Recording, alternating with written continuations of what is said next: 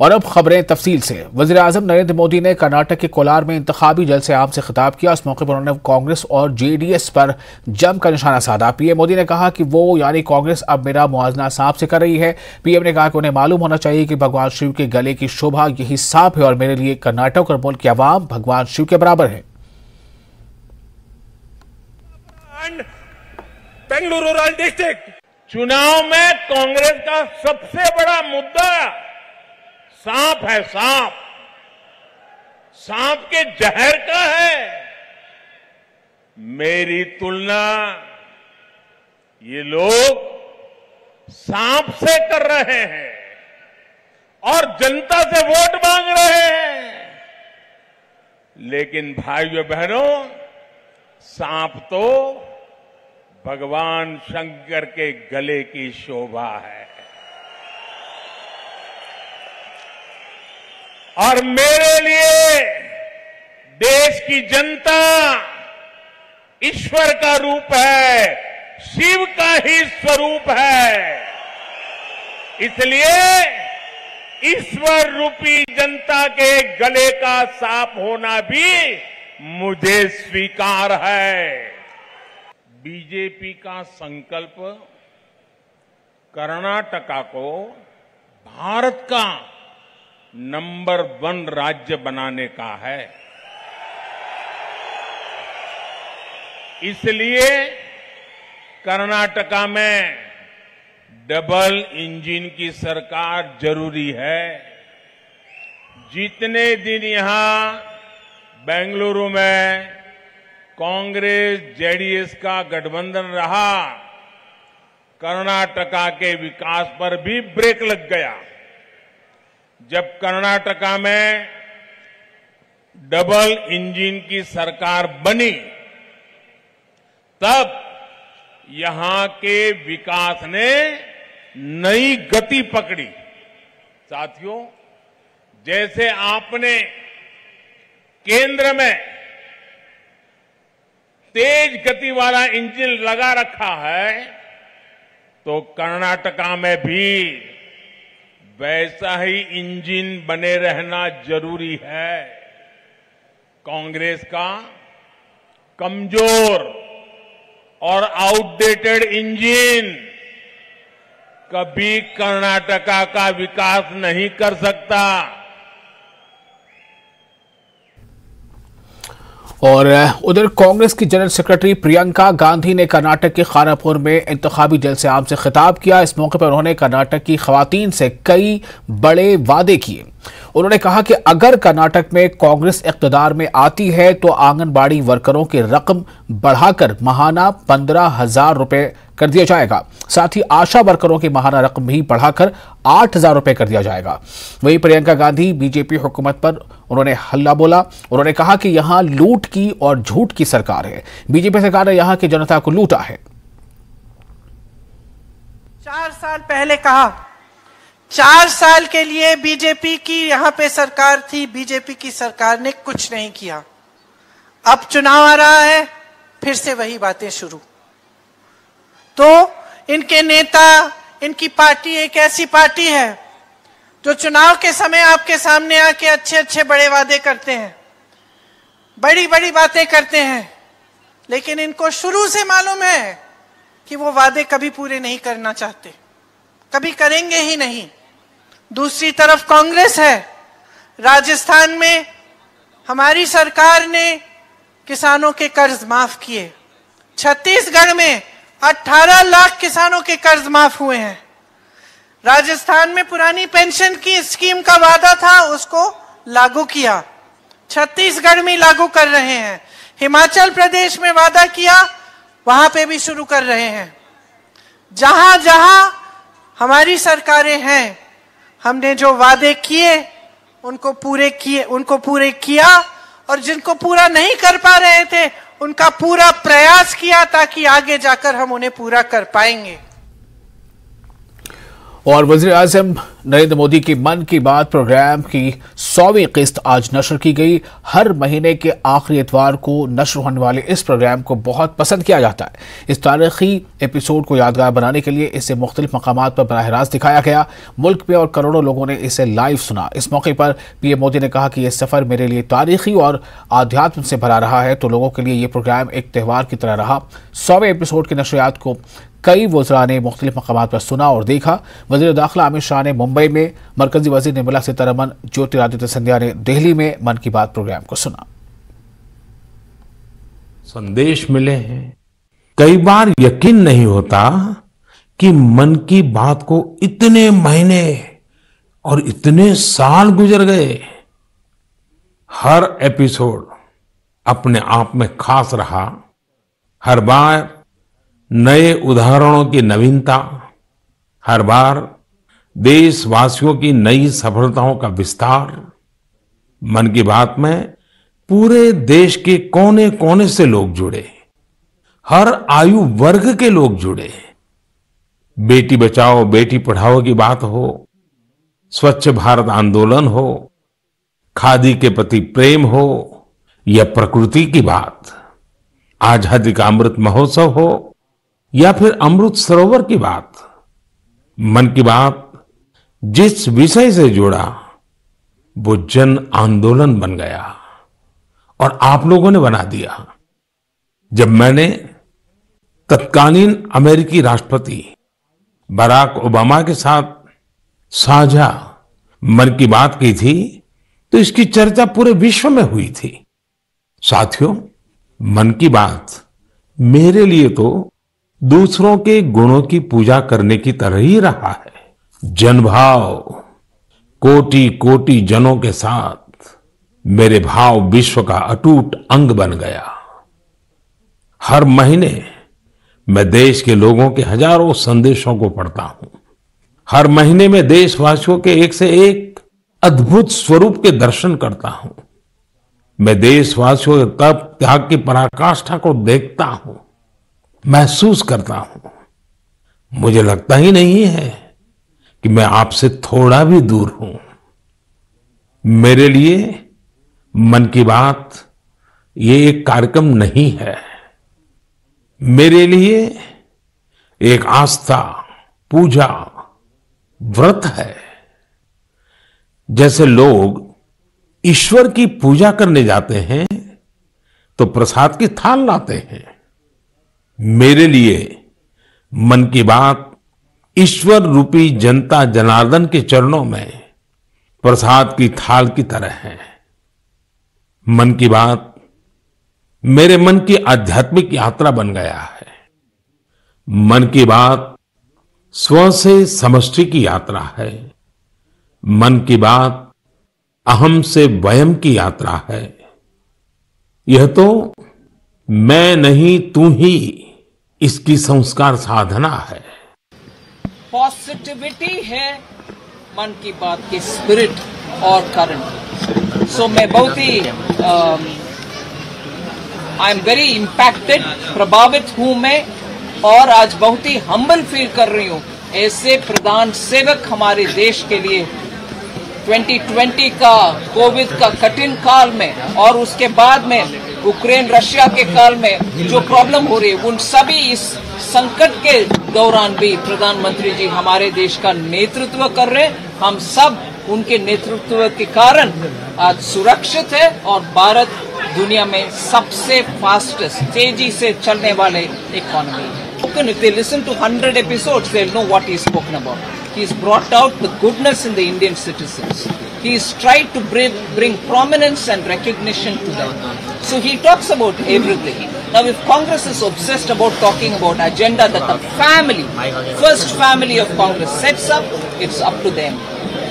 He is recognizing the citizens, they are recognizing only their own first family. I think it's a great initiative, really. It's connecting with the people, and whatever Honorable Prime Minister is doing is connecting with the people. I have seen all these missions, Swachh Bharat, Green Hydrogen, Viksit Bharat and all that. And I was at the Independence Day back in 2014, so I see this development towards including the people. And what India stands for and what Honorable Prime Minister stands for is to connect with the people. You can't grow your nation without connecting with the people. Therefore, Mann Ki Baat is the way forward, really. And I'm so happy to see all the good stories about the fibers, the cleaning of the Himalayas, the jobs being created in Kashmir and so forth. Really, that's the people's movement and we need that. That's the way forward. देश की जनता के साथ जुड़ने का अभियान शुरू किया हो, जैसे प्रधानमंत्री जी ने शुरू किया है। विजयदशमी के पावन पर्व पे 3 अक्टूबर 2014 को इसकी शुरुआत हुई और ये एक बहुत ही अद्भुत जरिया है लोगों के बीच में सरकार की उपलब्धियां, सरकार के कार्यक्रम और सामान्य नागरिक जो भारत का नवरत्न है उनकी कहानियां। और ये हमेशा कुछ भी हमारे सामने रखते हैं। सच्ची में ये कभी हम लोग सोच भी नहीं सकते हैं। हर पूरा प्रदेश का कोने कोने में जो मैंने ऐसा अत्याश्चर्य चीज़ वो हमारे सामने रखते हैं, वो कभी सच्ची उनको मैं धन्यवाद देना चाहता हूँ। और भारत दर्शन उनके एपिसोड में हम लोग के सामने आ जाता है। मैंने बहुत सारे जगह जाने का भी जरूरत नहीं है, लेकिन ये देखने के बाद लगता है सबको जाना चाहिए। और ये भारत जो हम लोग हमेशा कहते थे जे यहाँ पर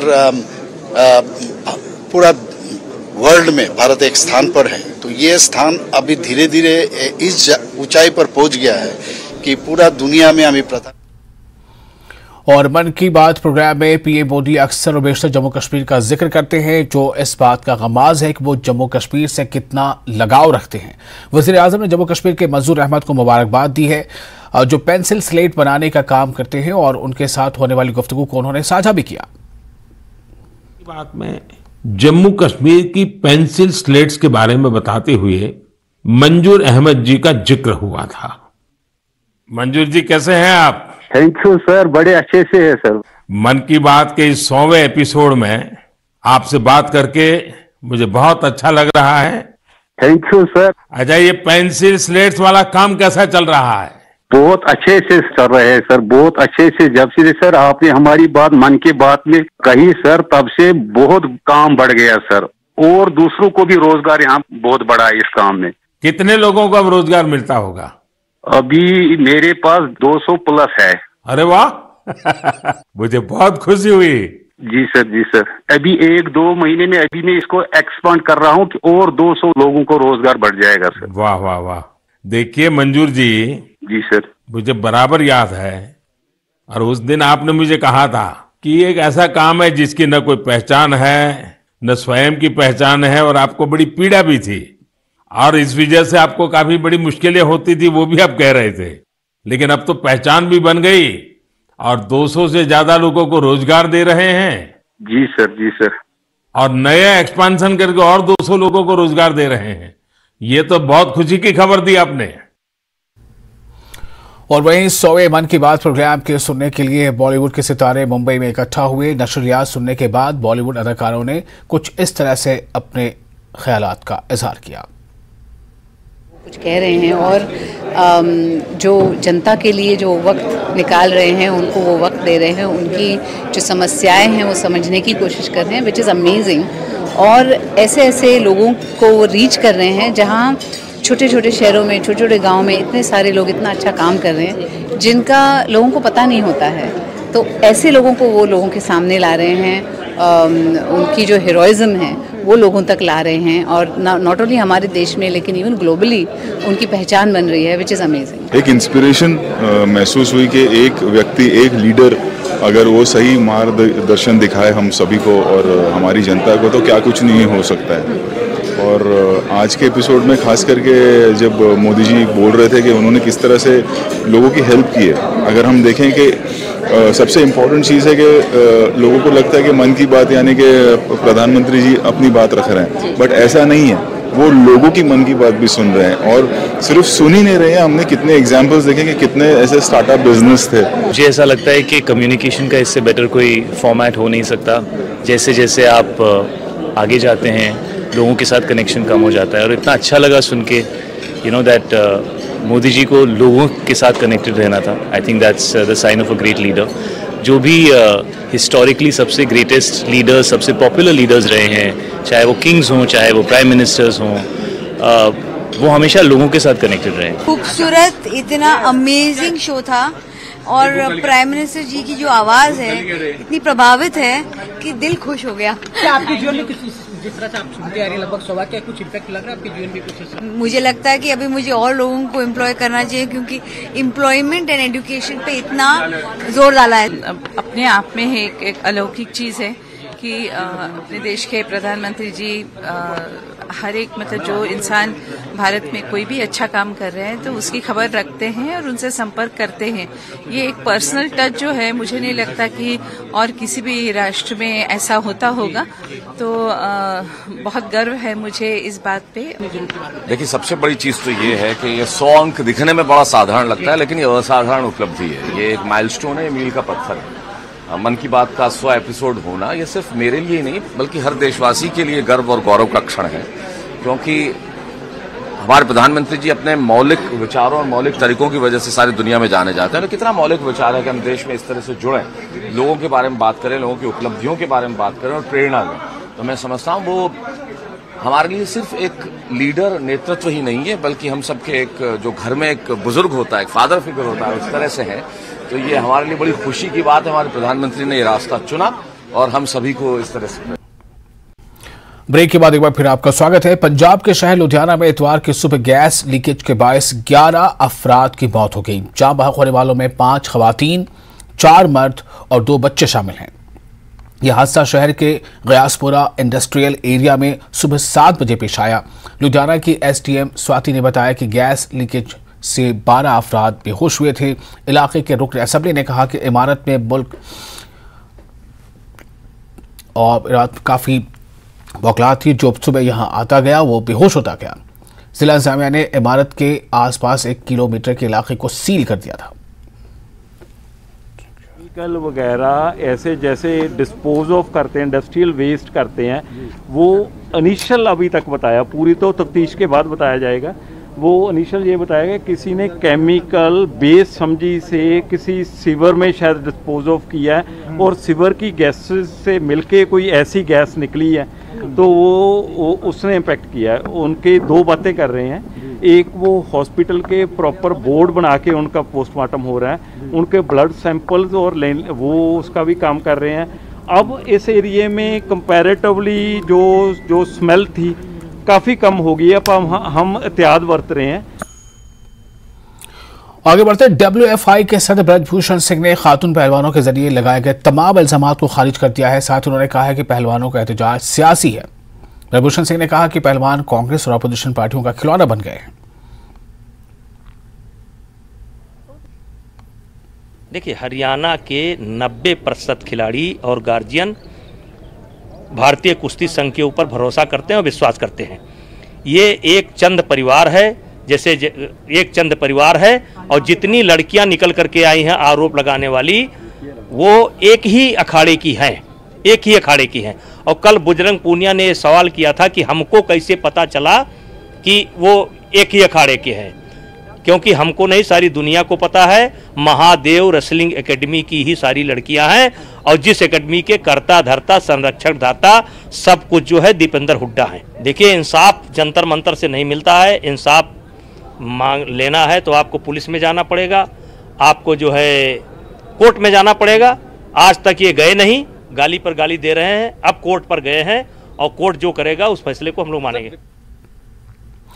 बीजेपी के तर्जुमान अल्ताफ ठाकुर ने महबूबा मुफ्ती के पुंछ हमले पर दिए गए बयान पर शदीद नाराजगी का इजहार किया है। उन्होंने कहा कि महबूबा हमेशा पाकिस्तान के कसीदे पढ़ती हैं, वो हमेशा मुल्क का खाकर पाकिस्तान की वकालत करती हैं। ठाकुर ने कहा कि मरकजी सरकार को महबूबा मुफ्ती के खिलाफ अब कार्रवाई करनी चाहिए, क्योंकि वो आए दिन पुलिस और सिक्योरिटी फोर्सेस के खिलाफ भी बयान जारी करती रहती हैं। महबूबा जी के दिल में वही डर है जो बासित अहमद के दिल में डर है, जो एक्स फॉरेन मिनिस्टर पाकिस्तान का। उन्होंने खुद एडमिट किया है कि हमने ये हमला किया है, राजौरी हमला।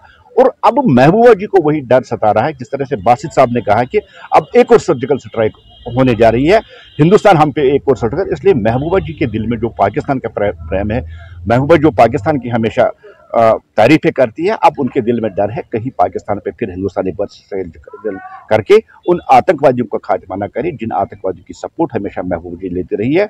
जहां तक पुंछ हमले का ताल्लुक है, देखिए बहुत ही कायराना हमला था, लेथपोर अटैक की टाइप पे हमला था, और वहां दहशतगर्दों ने जो हमारे 5 आर्मी जवान हैं उनको शहीद किया। और पाकिस्तान के एक्स फॉरेन मिनिस्टर इस चीज को तस्लीम करते हैं, और इस बात को तस्लीम करते हैं जो डर, जो बेचैनी, जो खौफ उस साइड में पाकिस्तान के दिल में है, वही यहाँ के पाकिस्तान वाले जो प्यार करने वाले पाकिस्तान उनके दिल में, इसलिए उल्टे पुल्टे। और सीनियर सियासी लीडर और साबिक एमएलए शेख अशफाक जब्बार ने इल्जाम लगाया है कि साबिक वज़ीर आला और नेशनल कॉन्फ्रेंस के नायब सदर उमर अब्दुल्ला ने खुद मुख्तारी की तजवीज़ को रद्दी की टोकरी में फेंक दिया, जिसे उस वक्त के कानून साज असम्बली में एनडीए के दौरे हुकूमत में इक़्तिदार में रहने के लिए मंजूर किया गया था। नेशनल कॉन्फ्रेंस से निकाले जाने के बाद अशफाक जब्बार ने कहा कि वो हाल ही में बनाई गई जब्बार फाउंडेशन के बैनर तले गांदरबल के लोगों, बिलखुसूस नौजवानों की फलाह बहबूद के लिए काम करेंगे। उन्होंने कहा कि एक अलग फोरम बनाया जाएगा या कोई पुरानी जमात का अहिया किया जाएगा, जिसमें कुछ हमख्याल सियासी लीडरों को शामिल किया जाएगा। अशफाक जब्बार ने यह बात मुमताज़ असम्बली रमनुआ और उनके वालिद शेख अब्दुल जब्बार की 34वें बरसे के मौके पर पार्टी कारकुनों से खिताब करते हुए कही है। इस मौके पर उनके हमरा सीनियर सियासी रहनुमा भी मौजूद थे। अशफाक जब्बार ने एनसी हाईकमान को चैलेंज किया कि वो सामने आए और साबित करे कि उन्होंने कहाँ पार्टी के खिलाफ काम किया और डिसिप्लिन शिकनी की।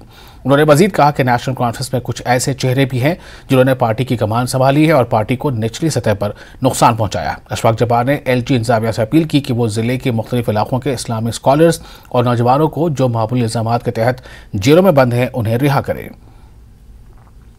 वाजपेयी साहब के साथ आप मिनिस्टर थे और वाजपेयी साहब कहते थे हमारा बेस्ट मिनिस्टर है जनाब उमर अब्दुल्ला।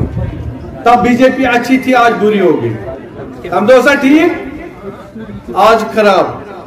बोसा किताब पढ़ा जनाब लाल कृष्ण आडवाणी, तम लाइफ हिस्ट्री लिख सनिस दामनस पे गोस्त का इल्जाम लागू, कहां दाग लागू कि इशफाक जब्बारन को किस हरकत के या संग्राम या कौम से करें गद्दारी या खुदा ने तस बेकार चीज को, ठीक है।